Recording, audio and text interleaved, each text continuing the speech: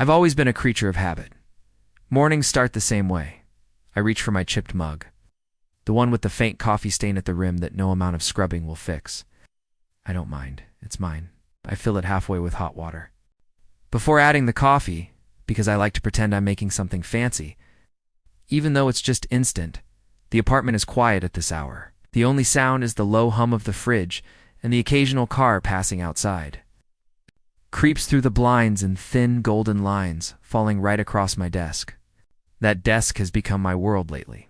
A laptop, a notepad full of messy sketches, a little stack of receipts from the handful of orders.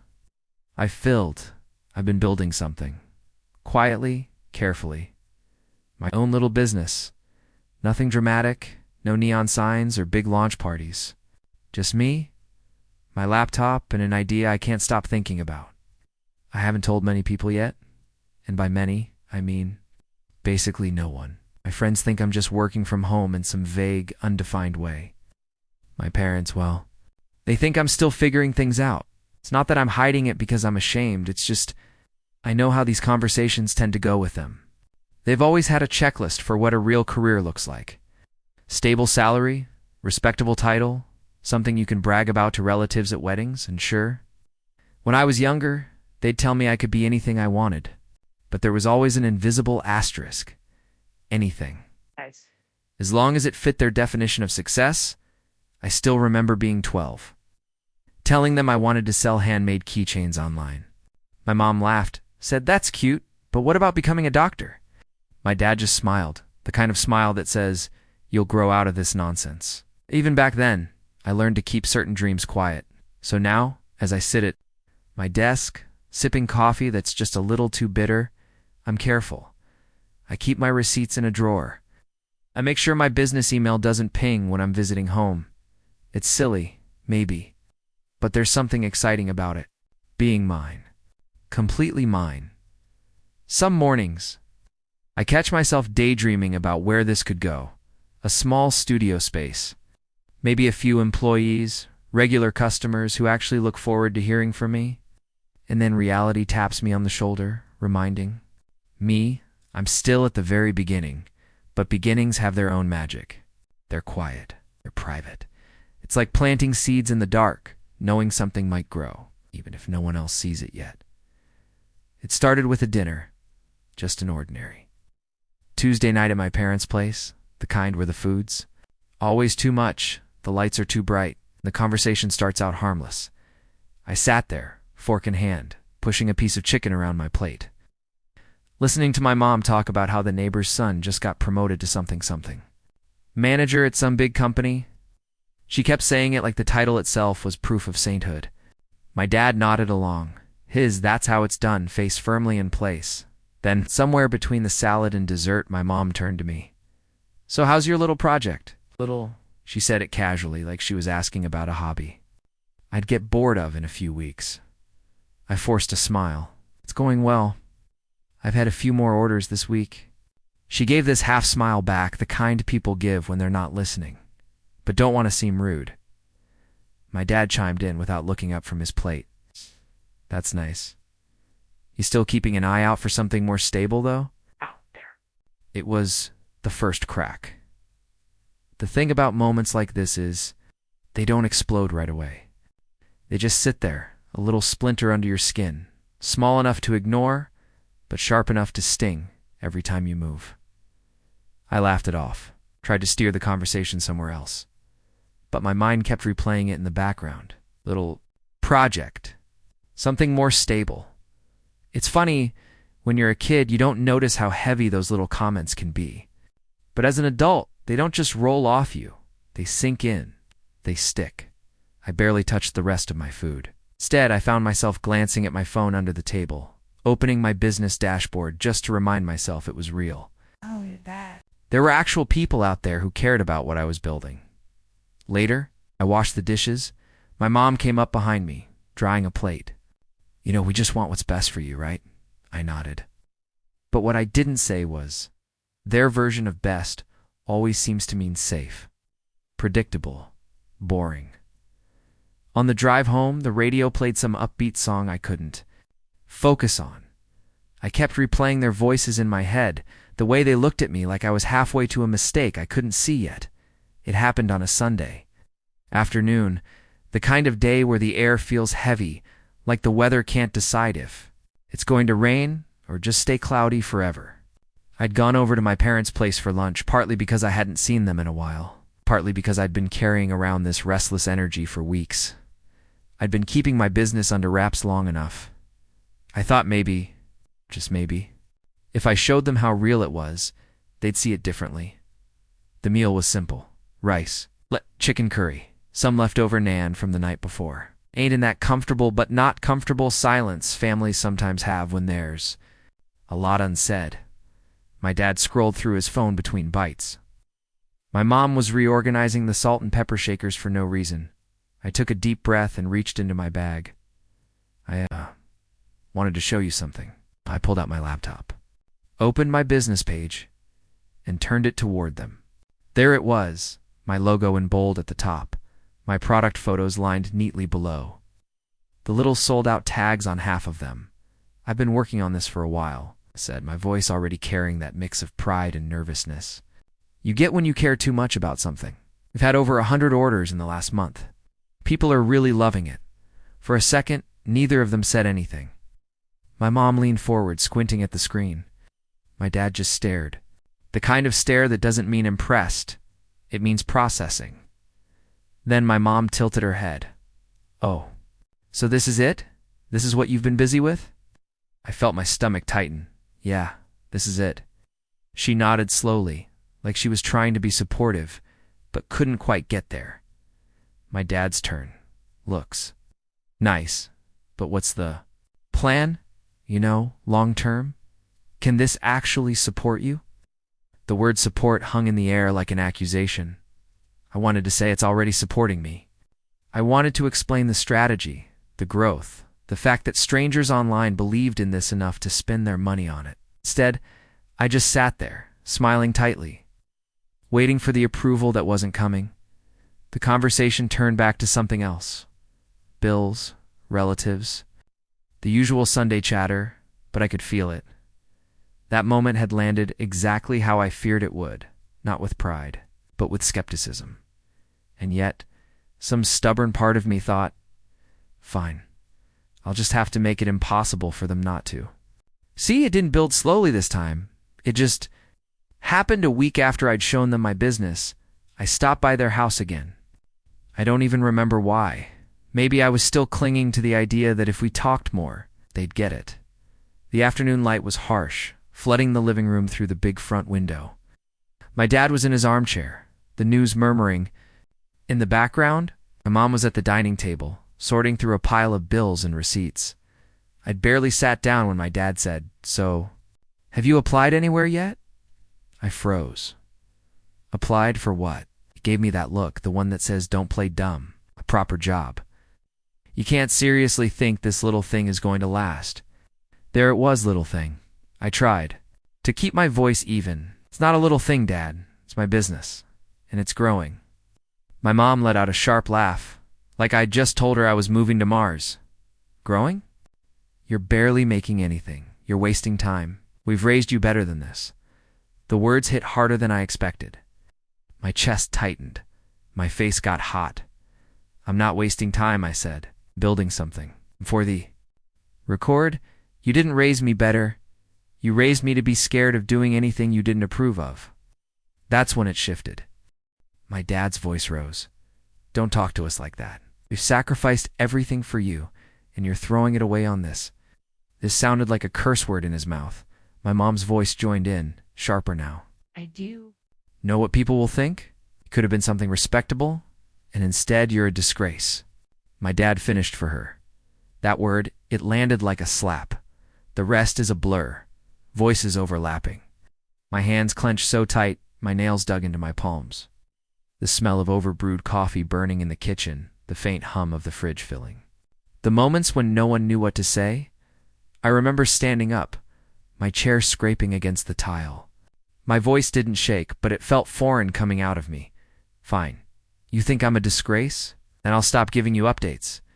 You can find out how it's going when everyone else does. I walked out before they could answer. The air outside was cool, but my skin was burning. My heart was pounding so hard I could feel it in my fingertips. I didn't cry, not yet. That would come later. When the adrenaline wore off and the silence finally caught up to me, silence is heavier than yelling. I learned that fast, the day after the fight.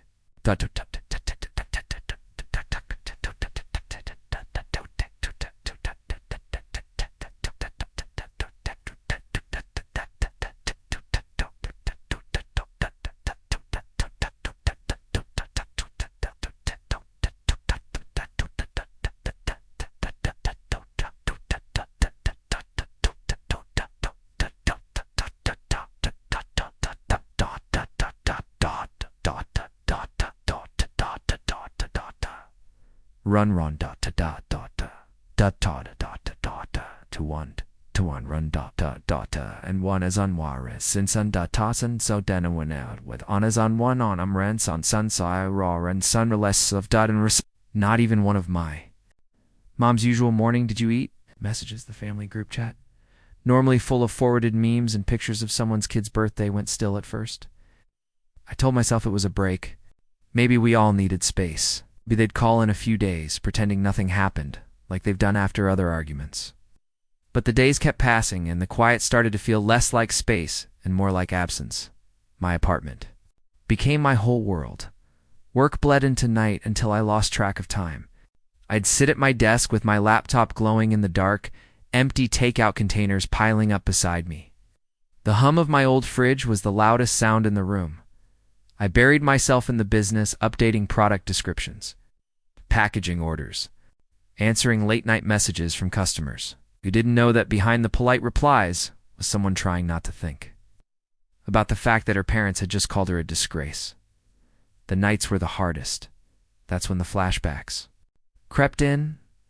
Little moments from childhood, my mom braiding my hair before school, my dad showing me how to ride a bike. Back then, I believed love was unconditional. I didn't understand that sometimes love comes with fine print. It's invisible until you step outside the lines. One night, I caught myself scrolling through my phone, hovering over my mom's name. My thumb lingered there like maybe I could just press it and undo everything. But I didn't. I couldn't. Because I knew the conversation wouldn't be about reconciliation. It would be about surrender. About me admitting they were right. And I wasn't ready to do that. The truth was, even in the quiet, their voices were still there. Get a real job. You're wasting time. You're a disgrace. Strange how you can be alone in your own home and still feel like someone's yelling at you. So I kept working, kept my head down. They weren't going to see me now? Fine. They'd see me later. When it was too big to ignore, it started small, so small I almost missed it. A notification here, an order there, but then, like rain turning into a storm, it began to pick up. One morning, I woke up to find 6 new orders waiting in my inbox. 6. It wasn't a huge number by anyone else's standards. But for me, it felt like a crowd had just walked into my little corner of the internet and said, "We believe in you." I sat there in bed, hair messy, eyes still half closed, scrolling through each order like they were love letters. People from cities I'd never even visited were spending their hard-earned money on something I made. The apartment felt lighter that day. I turned on music while I worked, the kind that makes you hum without realizing it. The steady rhythm of taping boxes shut, printing labels, and stacking them neatly by the door became its own kind of therapy. And then there was the message. A woman named Clara had ordered twice before, but this time she left a note. "You've made my week again. Your work makes my home feel warmer." I read it 3 times. For it was such a simple thing, but it hit harder than any compliment I'd gotten in years. Maybe because it came without judgment. "No, but what's your backup plan?" "No, is this sustainable?" It's just pure appreciation. That night, I thought about all the times I'd tried to explain my dreams to my parents. The blank stares, the skeptical questions, the tight smiles. And I thought about this stranger, Clara, who didn't know my history, my family, or my fears, and still saw the value in what I was doing, in a way. Her words mattered more than theirs ever could. It reminded me of being a kid, selling lemonade on the street corner. I'd beam every time a neighbor dropped coins into the jar, not because of the money, but because they'd chosen me when they could have walked right by. That night, I stayed up late riding the wave of momentum. I redesigned the website banner, added new product photos, set a goal: double the orders in a month, and just maybe prove to myself that I wasn't crazy for believing in this. It was a Thursday evening. I'd just finished packing. Up the day's orders, 7 boxes lined up neatly by the door, labels crisp and ready to go. The apartment smelled faintly of packing tape and coffee, my soundtrack a soft hum from the dishwasher in the kitchen. I was settling into that post-work quiet when there was a knock at the door. Not the light. It's a polite knock of a delivery guy. The firm, familiar knock I knew by heart. When I opened the door, my parents stood there. No warning. Text just there. My mom was holding a plastic container, homemade food, probably like it was her ticket in. My dad gave a short nod, his eyes already scanning the room behind me. "Can we come in?" he asked. I stepped aside before I could think of a reason not to. They moved through my space like inspectors. My mom put the food on the counter but didn't take off her coat. My dad walked over to my desk, glancing at the open laptop screen. My business dashboard's still up, numbers and graphs glaring like evidence. "So, this is where you work," he said, not quite a question. "Yeah," I answered, keeping my tone neutral. They didn't sit down. Instead, they started firing questions, their voices too casual to be casual. "How's it going? Are you making enough? Any plans to expand? Have you thought about what you'll do if this doesn't work out?" The last one stung. If this doesn't work out, not when it works out, not if it keeps growing. It's just the assumption that it wouldn't, as they talked. I noticed my mom's eyes moving over everything. The modest furniture, the half-empty fridge when she opened it to put the food away, the stack of boxes by the door. I could almost hear her cataloging it all, building a mental case for why I should be doing something else. I kept my answers short. The truth was, I didn't have the energy for another round of defending myself. Not tonight. After about 20 minutes, they decided they should let me get back to work.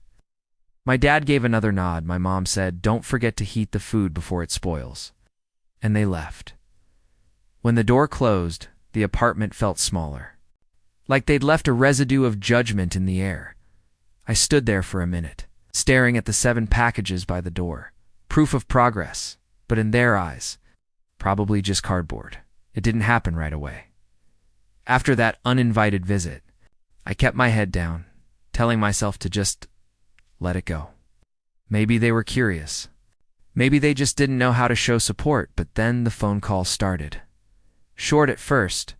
"Have you thought more about applying for something stable? Then longer? More pointed? Can't live like this forever. It's business. Isn't a future. It's a phase. It's a phase. Like bad fashion choices in high school." One night, I'd just finished a 12-hour workday. I was exhausted but satisfied. Orders shipped, website updated, a new supplier lined up. I was reheating leftover pasta when my phone rang.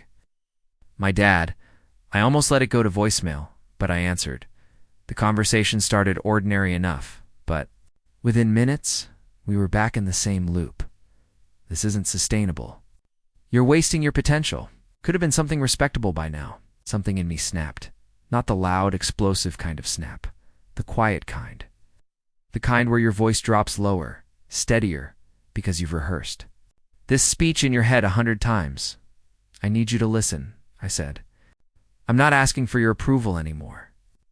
I'm not asking for your permission. I'm building something, my something, and if you can't respect that, then I can't keep having this conversation." There was a pause on the line. "Heavy and cold? You're being dramatic." My mom's voice chimed in from the background. "No," I said. "I'm setting boundaries." I could feel my pulse in my fingertips, my free hand gripping the edge of the counter so hard my knuckles ached. My pasta was cooling on the plate beside me, steam fading into the air. "I'm not going to keep defending my choices like I'm on trial," I added. You can either be part of my life as it is, or not at all. Silence. Then my dad muttered something about wasting time before hanging up. I stood there in my kitchen, the phone still in my hand, the hum of the fridge filling the space they'd just left behind. I felt both lighter and heavier at the same time. Lighter for finally saying it, heavier for knowing what it might cost me.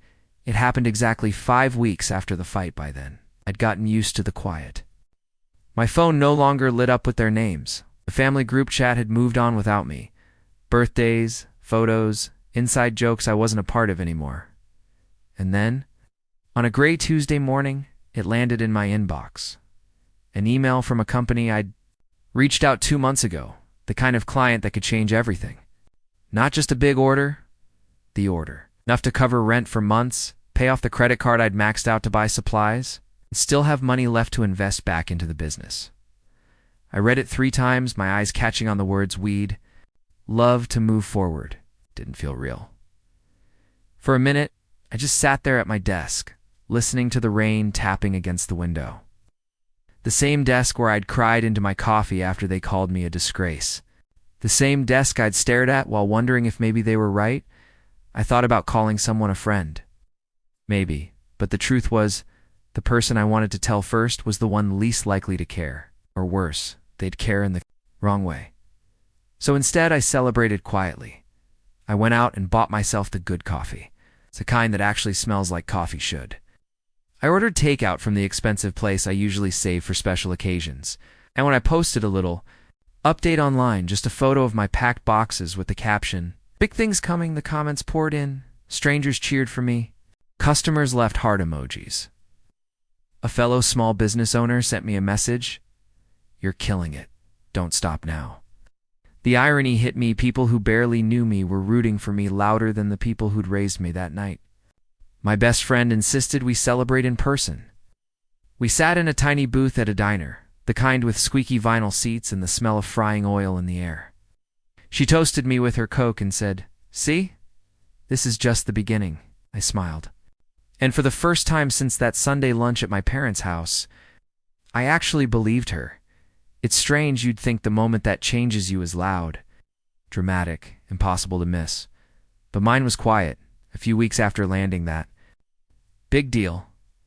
I found myself locking the door to my apartment at sunset, the last package of the day already dropped off.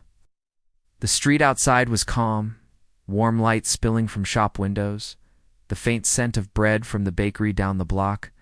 My footsteps echoed against the sidewalk as I walked, slow and steady, no rush to be anywhere. And it hit me.